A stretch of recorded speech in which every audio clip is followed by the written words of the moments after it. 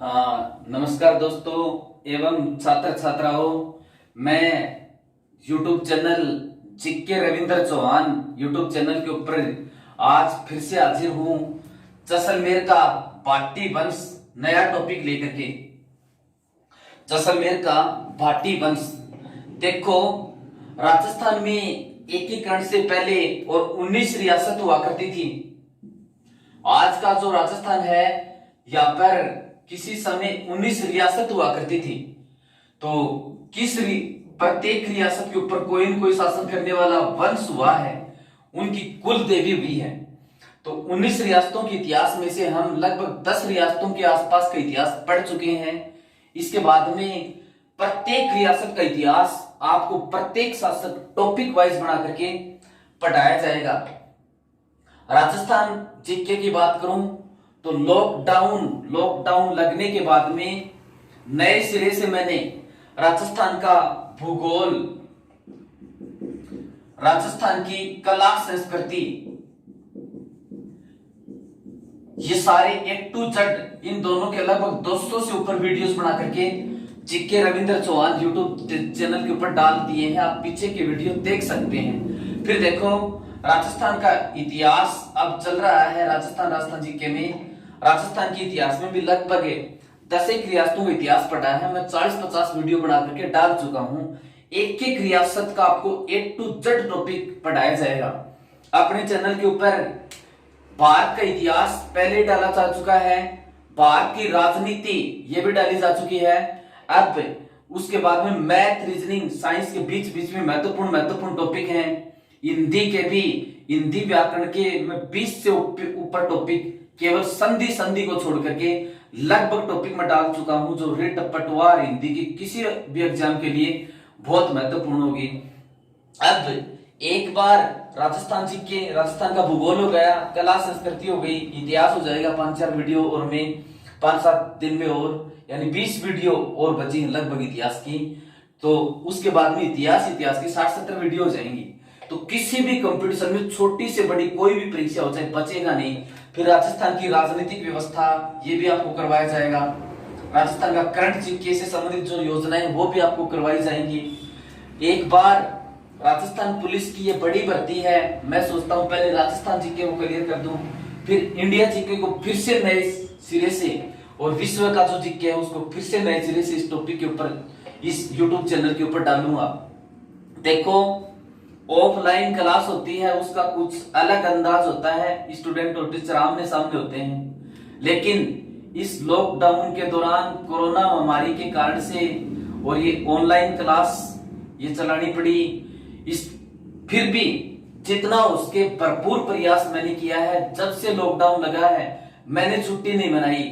मैं जिस तरह से पहले कोचिंग में रूटीन में था, 4-5 घंटे की क्लास होती थी, अब भी 4-5 घंटे की लगातार क्लास रेगुलर मैंने रखी ताकि स्टूडेंटों को ज्यादा से ज्यादा फायदा हो सके और पढ़ने वाले जो स्टूडेंट है उनको फायदा मिल सके। एक सोच इस लॉकडाउन के दौरान और हो गई ज्यादातर स्टूडेंटों की कि सर परीक्षा कब होगी कि नहीं होगी, 2020 में तो होगी नहीं। तो कुछ निराशावादी प्रवृत्ति के लोग या नेगेटिव सोच के लोग ऐसे होते हैं, वो हमेशा ही नेगेटिव सोच रखते हैं, वो रियल कंपटीटर होते ही नहीं। चाहे किसी भी टाइम के ऊपर वो सिर्फ कमियां निकालते हैं। तो देखो, परीक्षा चाहे लेट हो चाहे बाद में हो, परीक्षा होगी जरूर, और परीक्षा के लिए लंबी तैयारी की आवश्यकता है। और तैयारी करने का इससे अच्छा अवसर कभी हो ही नहीं सकता, क्योंकि लॉकडाउन में कुछ समय ऐसा आया, हमारे आने जाने के ऊपर प्रतिबंध था, कहीं पर भी आने जाने के ऊपर। तो उस टाइम का हम सदुपयोग करें। जो प्रश्न डाउटफुल है उनका हम अच्छी तरीके से विस्तारण करें कि इस प्रश्न का उत्तर ये होगा, और फिर ऐसी तैयारी करें कि फटाफट हम प्रश्नों के उत्तर बता चुके। जो बच्चा रेगुलर चैनल के ऊपर रहेगा उसकी कामयाबी की मैं निश्चित तौर के ऊपर गारंटी देता हूं, वो 100% किसी न किसी कंपटीशन के अंदर सक्सेस होगा, क्योंकि मैं इन परिस्थितियों से निकल चुका हूं। मैंने 2007 में जब मेरे भैंसली गांव में कोचिंग खोली तो ये पूछते थे गली गलोच में कि ये कोचिंग क्या होती है, पता नहीं था लोगों को। घर घर जाकर के मैं बच्चों को लेके आया, जबरदस्ती बैठाया, और फिर आज के दिन मेरे भैंसली गांव का पूरे इंडिया में इतना नाम है। मेरे गांव से ज्यादा दिल्ली पुलिस, राजस्थान पुलिस, किसी भी गवर्नमेंट जॉब के अंदर और किसी भी गवर्नमेंट जॉब के अंदर सिलेक्शन नहीं है मेरे गांव से ज्यादा। गांव का नाम सुनते ही कहीं पर भी चर्चा होती कि वो भैंसली जहां पर सबसे ज्यादा नौकरियां हैं। तो उस टाइम पर बिल्कुल भी माहौल नहीं था।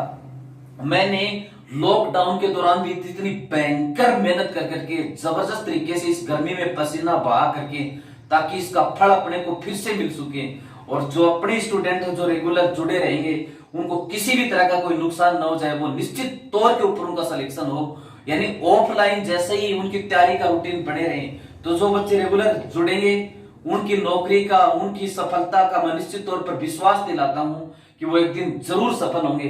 लेकिन सफलता के लिए रेगुलर मेहनत जरूरी है।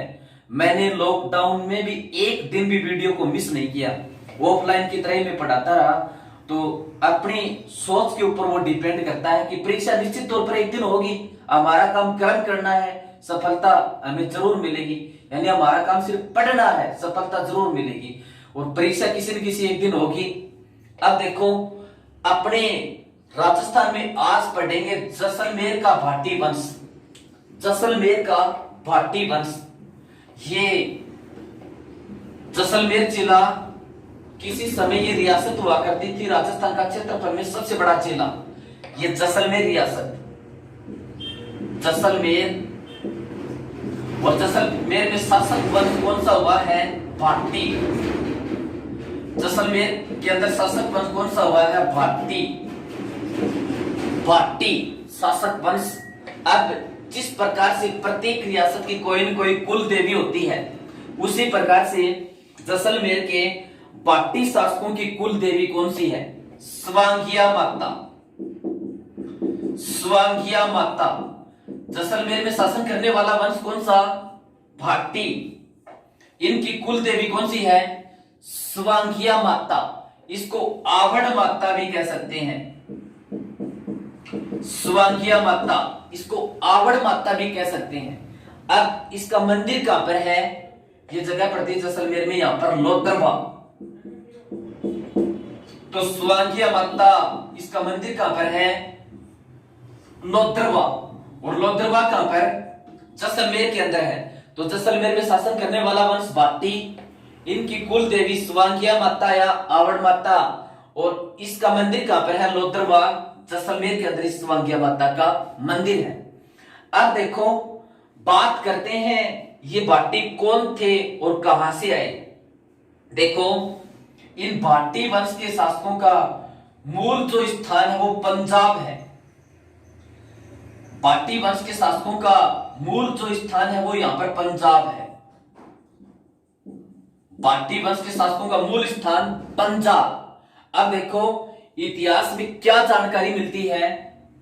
6वीं शताब्दी के अंत में, यानी 6वीं सदी के अंत में पंजाब का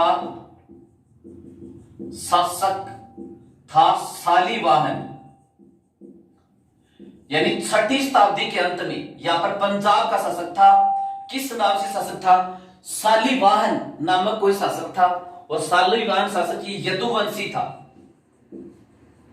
यदुवंशी, इसको यादववंशी भी कह सकते हैं। यदुवंशी शासक था। इसका पंजाब के ऊपर शासन हुआ करता था। इसका पुत्र हुआ बलंद। शालिवाहन, इसका पुत्र हुआ बलंद। फिर बलंद के एक पुत्र हुआ भट्टी।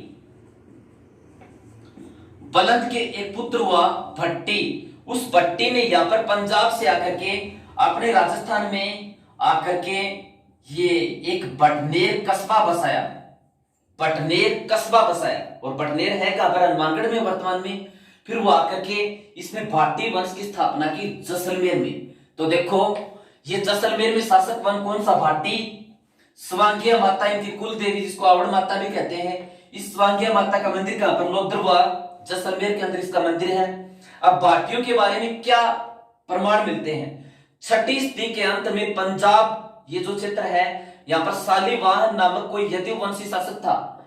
इसके पुत्र पैदा हुआ बलंद, और बलंद के पुत्र पैदा हुआ भट्टी। इस भट्टी ने आकर यहां पर शासन करना शुरू किया, और भट्टी के वंशज क्या कहलाए? भाटी कहलाए। भट्टी के वंशज क्या कहलाए? भाटी कहलाए, इस प्रकार का उल्लेख मिलता है।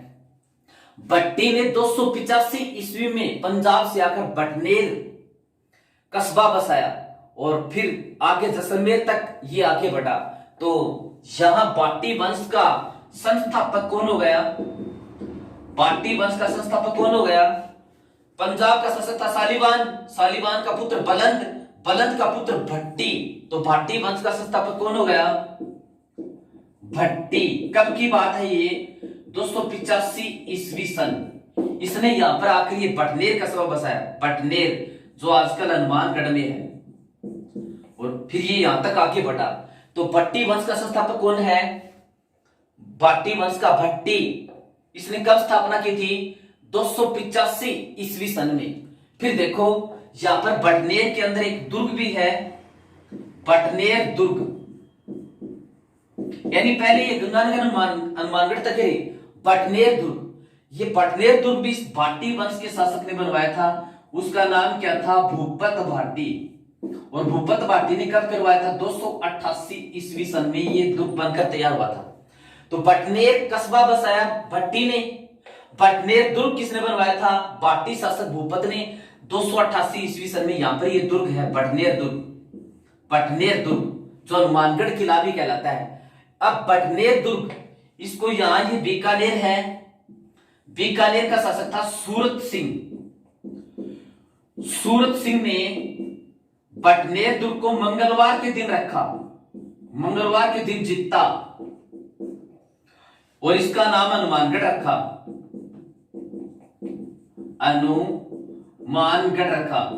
यानी सूरत सिंह या बीकानेर का शासक था, इसने इस दुर्ग को मंगलवार के दिन जीता और मंगलवार हनुमान जी का दिन होता है और इस दुर्ग का नाम क्या रखा? हनुमानगढ़ दुर्ग रखा, हनुमानगढ़ दुर्ग रखा। ठीक है। अब देखो इस बटनेर दुर्ग से कई प्रश्न निकलते हैं, हालांकि दुर्गों में भी मैं पढ़ा चुका हूं। ये बटनेर दुर्ग यहां पर है हनुमानगढ़ में, बटनेर दुर्ग। ये इसको राजस्थान की उत्तरी सीमा का प्रहरी कहते हैं, राजस्थान की उत्तरी सीमा का प्रहरी। राजस्थान के सबसे उत्तर में ही है और ज्यादातर आक्रमण इस उत्तरी दिशा से होते हैं राजस्थान में। तो सबसे ज्यादा विदेशी आक्रमण किस दुर्ग के ऊपर हुए? बटनेर दुर्ग के ऊपर। सर्वाधिक विदेशी आक्रमण झेलने वाला दुर्ग कौन सा है? बटनेर दुर्ग। सूरत सिंह ने इसका मंगलवार के दिन जीतने के बाद नाम रखा हनुमानगढ़। यहां पर शेर खां की मजार भी है, शेर खां की मजार भी किस दुर्ग में है? बटनेर दुर्ग के अंदर है। और तैमूरलंग, तैमूरलंग एक विदेशी आक्रमणकारी था तैमूरलंग, उसने अपनी आत्मकथा लिखी तुजुक ए तैमूरी, तुजुक ए तैमूरी में हिंदुस्तान का सर्वश्रेष्ठ दुर्ग कहा, हिंदुस्तान का सर्वश्रेष्ठ दुर्ग कहा। यानी इसने अपने आत्मकथा में ये लिखी पूरे हिंदुस्तान के अंदर मैंने इससे श्रेष्ठ दुर्ग नहीं देखा। तो कहने का मतलब क्या हुआ? तैमूरलंग ने अपने आत्मकथा में हिंदुस्तान का सर्वश्रेष्ठ दुर्ग किसको कहा? बटनेर दुर्ग को। ठीक है, जो है कहां पर? हनुमानगढ़ के अंदर है। तो जैसलमेर के भाटी वंश का संस्थापक तो ये भट्टी, बटनेर दुर्ग का निर्माता भूपत भाटी। अब इसके बाद में देखो राजा कौन बनता है? मंगल राव भाटी। इसके बाद में दूसरा शासक मंगल राव भाटी जैसलमेर का अगला शासक बनता है, मंगल राव भाटी। इस मंगल राव भाटी के बाद में इसका पुत्र शासक बना केहर, केहर। इसने तनोट नामक स्थान को अपनी राजधानी बनाई, तनोट नामक स्थान को अपनी राजधानी बनाई। ये यहां पर तनोट जैसलमेर में है और तनोट जैसलमेर में अपने पुत्र तनु के नाम पर, अपने पुत्र तनु के नाम पर तनोटिया माता मंदिर का निर्माण करवाया। किसने करवाया था? केहर ने। केहर ने अपनी राजधानी तनोट बनाई, तनोट में तनोटिया माता मंदिर का निर्माण करवाया। किसके नाम पर? अपने पुत्र तनु, यानी तनु के नाम पर तनोटिया माता के मंदिर का निर्माण करवाया। इस देवी को थार की वैष्णो देवी और बीएसएफ की देवी, बीएसएफ की कुल देवी भी इसको कहते हैं। भारत पाकिस्तान युद्ध के दौरान बताते हैं पाकिस्तान से दागे हुए गोले बारूद से यहाँ पर कोई भी नुकसान नहीं कर सके, इसलिए इसको सेना की देवी कहते हैं। ठीक है, अब देखो इसके बाद में विजयराज प्रथम अगला शासक बनता है। विजयराज प्रथम कंपटीशन की दृष्टि से इसके ऊपर कोई महत्वपूर्ण प्रश्न है नहीं, वैसे क्रम की दृष्टि से मैंने वो लिख दिया कि एक शासक ये हुआ था। फिर इसके बाद में बना देवराज, इसके बाद में अगला शासक बनता है देवराज। फिर देवराज के बाद में अगला बना विजयराज सेकंड।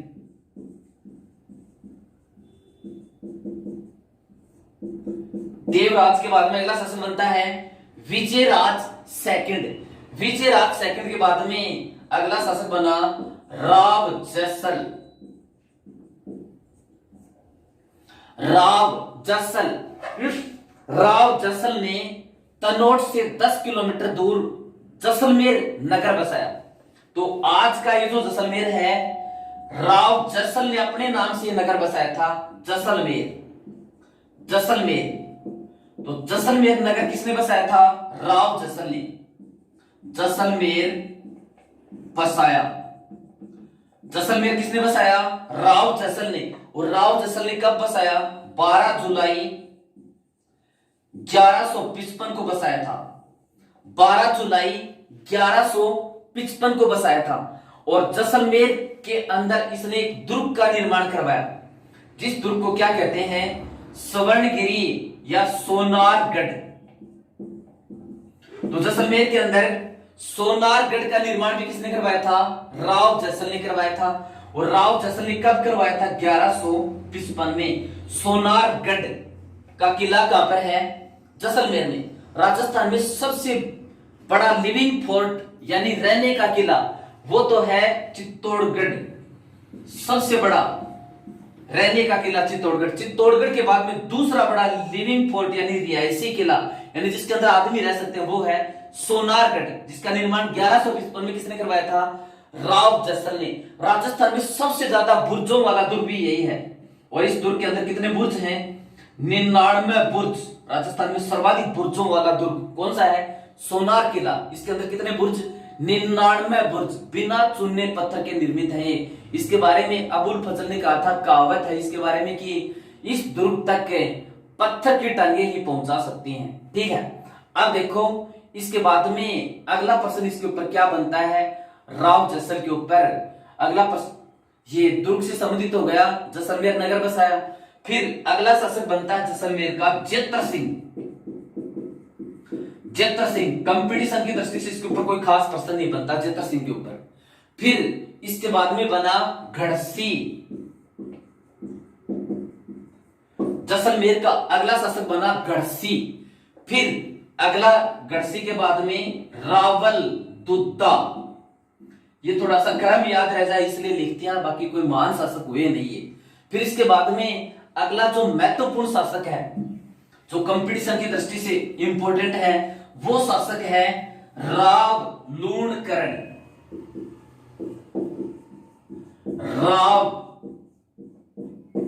राव लूणकरण ये 1528 से और 50 तक जैसलमेर का शासक रहा।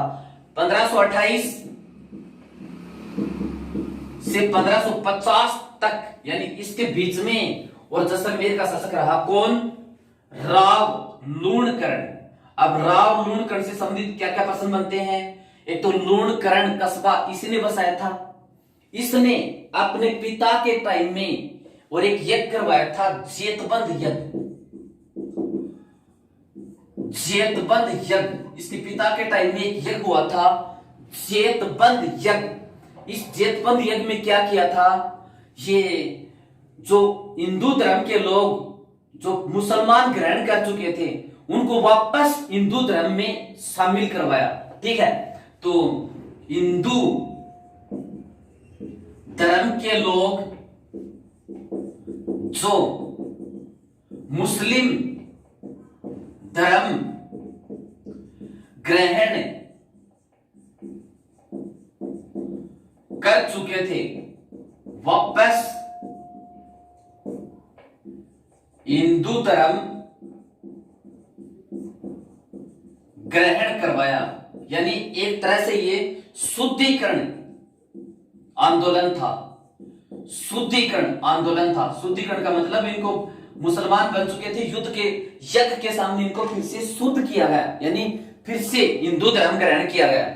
जो लोग सिंध जाकर के यानी अपने भारत से, और जो लोग या फिर सिंध प्रांत है वर्तमान में पाकिस्तान के अंदर, जो लोग भारत से सिंध चले गए थे और मुसलमान धर्म ग्रहण कर लिया था, इनको इसने वापस बुलाया और जेतबंद यज्ञ करवाया था। उस जेतबंद यज्ञ में हिंदू धर्म के लोग जो मुस्लिम धर्म ग्रहण कर चुके थे वापस हिंदू धर्म ग्रहण करवाया। किस शासक ने?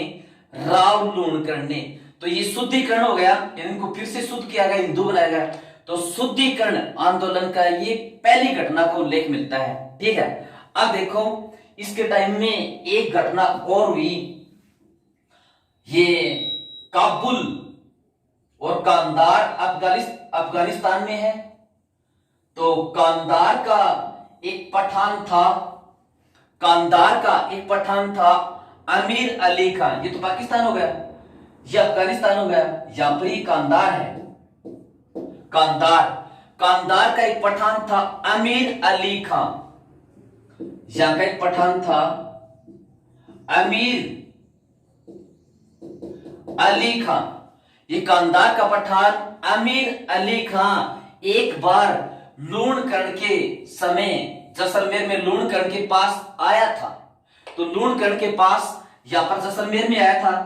तो लूणकरण ने इसको अपनी पगड़ी पहना दी और उसकी पगड़ी अपने आप खुद पहन ली और इसको भाई बना लिया, धर्म भाई बना लिया कि हम दोनों भाई हैं। तो कंधार के पठान अमीर अली खान को पगड़ी बदल करके उसको पहना दी, दोनों ने आपस में बदल ली और उसका अपना भाई बना लिया।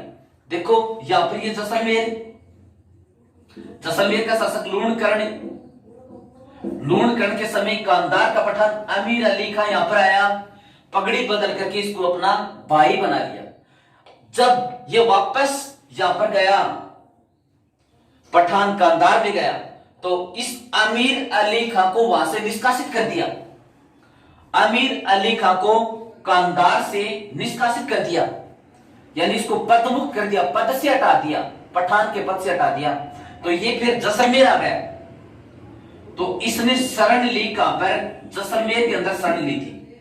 कांदार के पठान को जब 1550 के अंदर और मुक्त कर दिया, वहां से पठान के पद से हटा दिया, तो कांदार का पठान ये जैसलमेर के अंदर आ गया, लूणकरण के पास आ गया कि लूणकरण ने तो तेरे को धर्म भाई पहले से ही बना रखा है, वहां पर आ गया।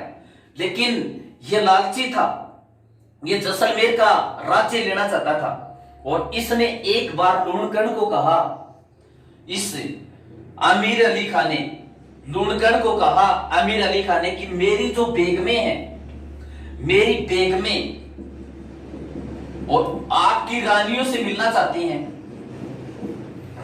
लूणकरण ने हाँ कह दी कि चल ठीक है भाई, मिल लेंगे, कोई दिक्कत नहीं। लेकिन इसकी बेगमें और कई साथ में पुरुष भी महिलाओं के कपड़े पहने थे और हथियार थे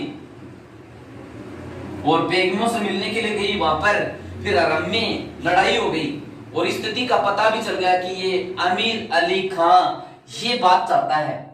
तो फिर देखो राजपूत सेना और अमीर अली खान के मध्य युद्ध हुआ था। इस युद्ध में अमीर अली खान और लूणकरण दोनों मारे गए, ये दोनों ही मारे गए। और ये जो बेगमें गई थी महलों के अंदर, उनका सिर कत्ल कर दिया किसने? रानियों ने कत्ल कर दिया। ये जो राजपूत रानियों थी उन्होंने कर दिया। और फिर राजपूत रानियों ने अपना भी सिर कत्ल कर लिया कि उन्होंने कि भाई अपना कोई नाजायज फायदा न उठाए, तो उन्होंने अपना सिर खत्म कर लिया कि हमारी कोई इज्जत न लुटे। तो इस तरह से रानियां देखो या तो जल में कूद करके आत्महत्या करती हैं या अग्नि में कूद करके आत्महत्या करती हैं। तो फिर ये इस लूणकरण ने ये साका करने की सोची। साका क्या होता है? युद्ध भूमि में पुरुष तो केसरी वस्त्र पहन करके दुश्मन के ऊपर मर मारने के लिए कूद पड़ना और महिलाओं द्वारा अग्नि या जल के अंदर कूद करके अपने प्राण न्योछावर कर देना, यानी प्राण दे देना। तो देखो महिलाओं ने फिर जोर नहीं किया, क्योंकि आपस में गर्दन काट करके रानियों ने अन्य महिलाओं की भी गर्दन काट दी ताकि इनकी इज्जत कोई न लुटे। तो वो साका नहीं, वो हुआ नहीं, जोर नहीं हुआ। तो देखो केसरिया तो हो गया लेकिन जोर नहीं हुआ, केसरिया तो हुआ लेकिन जोर नहीं, इसलिए इस साके को आधा साका कहते हैं, आधा साका कहते हैं। तो दो साके जैसलमेर दुर्ग के अंदर पहले लिए थे, ये आधा साका, ये तो कितने साके हो गए, 2.5 साके, 2 साके और हुए हैं, तो इसलिए ये साका आधा रह गया। इसमें अमीर अली खां और लूणकर्ण ये दोनों भी मारे गए। फिर देखो इसके ऊपर और क्या प्रश्न बनता है, ये मारवाड़ का शासक था एक मालदेव, मालदेव की पत्नी थी उमादेव, जो इस इतिहास में इसको रूठी रानी कहते हैं, क्योंकि मालदेव को पहली रात से रूठ गई थी। प्रश्न पूछते हैं रूठी रानी उमादेव किसकी पत्नी थी मालदेव की। दूसरा प्रश्न ये पूछते किसकी पुत्री थी, तो किसकी पुत्री थी, लूणकर्ण, जैसलमेर के शासक लूणकर्ण की पुत्री थी रूठी रानी उमादेव। फिर देखो लूणकर्ण के बाद में इसका पुत्र शासक बनता है मालदेव, इसका पुत्र शासक बनता है मालदेव। और मालदेव कब से कब तक रहा, 1550 से 61, 1550 से 61। ये मालदेव अलग है मारवाड़ वाला, जिसकी पत्नी थी रूठी रानी, और रूठी रानी लूणकर्ण की पुत्री थी। इसका मूल नाम था उमादेव, इतिहास में रूठी रानी के नाम से ये प्रसिद्ध हुई। अब देखो ये जैसलमेर में फिर 1550 से 61 तक कौन रहे, मालदेव। और मालदेव के बाद में अगला शासक कौन बनता है, हर्राय भाटी, अगला शासक बनता है हर्राय भाटी। ये 1561 से और स्वतंत्र तक रहे,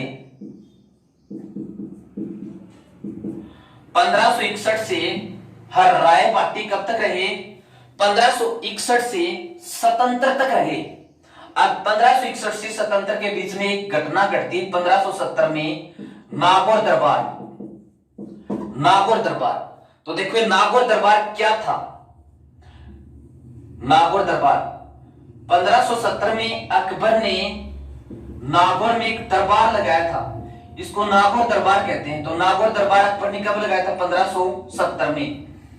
क्यों लगाया था, राजपूतों को अपने अधीन करने के लिए। और यहां पर ये जयपुर का शासक है मालदेव, मालदेव की सहायता से नागौर दरबार लगाया था। मालदेव ने तो पहले अधीनता स्वीकार कर ली थी बाकी राजाओं की, तो राय ने वहां पर पहुंच करके अकबर की अधीनता स्वीकार कर ली थी। प्रश्न पूछे जैसलमेर के किस शासक ने अकबर की अधीनता स्वीकार की थी नागौर दरबार में, हर्राय भाटी ने की थी। इसके बाद में अगला शासक बनता है भीम सिंह भाटी, 14 नंबर, भीम सिंह भाटी। कंप्यूटेशन की दृष्टि से इसके ऊपर कोई प्रश्न खास है नहीं। फिर मूलराज भाटी, 15 नंबर, मूलराज भाटी। इस मूलराज भाटी के ऊपर क्या प्रश्न बनता है, इसने 1818 में ईस्ट इंडिया कंपनी से संधि की। तो ईस्ट इंडिया कंपनी से संधि का मतलब अंग्रेजों की अधीनता। तो ईस्ट इंडिया कंपनी से संधि करने वाला जैसलमेर का शासक कौन था, मूलराज भाटी। अकबर की अधीनता स्वीकार करने वाला कौन था, हर्राय भाटी। अब देखो इसका दीवान था एक, इसका दीवान था एक, उस दीवान सालिम सिंह के भय से इसको परेशान कर रहा था मूलराज भाटी को, उससे पिंड छुटाने के लिए इसने फिर संधि कर ली थी। फिर इसके बाद में अगला शासक बनता जवाहर सिंह, जवाहर सिंह। ये जवाहर सिंह भाटी, इसके ऊपर प्रश्न ये बनता है जवाहर सिंह भाटी के ऊपर, एक क्रांतिकारी था सागरमल गोप्पा, सागरमल गोप्पा।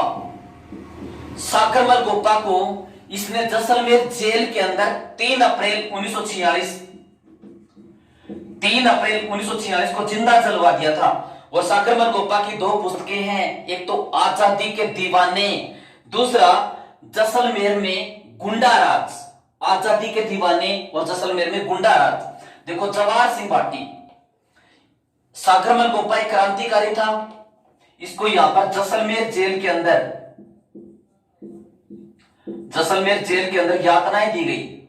और जैसलमेर जेल के अंदर मिट्टी का तेल मिट्टी का तेल डलवाकर हत्या करवा दी। तो जैसलमेर का वह शासक जिसने क्रांतिकारी सागरमल गोपा की जैसलमेर जेल के अंदर मिट्टी का तेल डलवाकर हत्या करवा दी, तो जैसलमेर का कौन सा शासक है? जवाहर सिंह। इस सागरमल गोपा ने जैसलमेर की जनता को राजा की नीतियों को समझाने का प्रयास किया और वो पुस्तकों के माध्यम से, वो पुस्तक कौन सी है? जैसलमेर में गुंडा राज। इस पुस्तक में जवाहर सिंह की पोल खोली गई है कि किस प्रकार से राजा जनता का भला नहीं करता। एक पुस्तक इसकी और है, दूसरी आजादी के दीवाने। यानी इन दोनों पुस्तकों में सागरमल गोपा की नीतियों का बखान किया गया कि किस प्रकार से ये जनता का भला नहीं कर रहा। इस बात से फिर नाराज होकर के इसको जैसलमेर जेल में डाला गया सागरमल गोपा को, और 3 अप्रैल 1946 को यातनाएं दे करके मिट्टी का तेल छिड़क करके इसको जिंदा जलवा दिया। तो जैसलमेर का अंतिम शासक भी कौन था? जवाहर सिंह।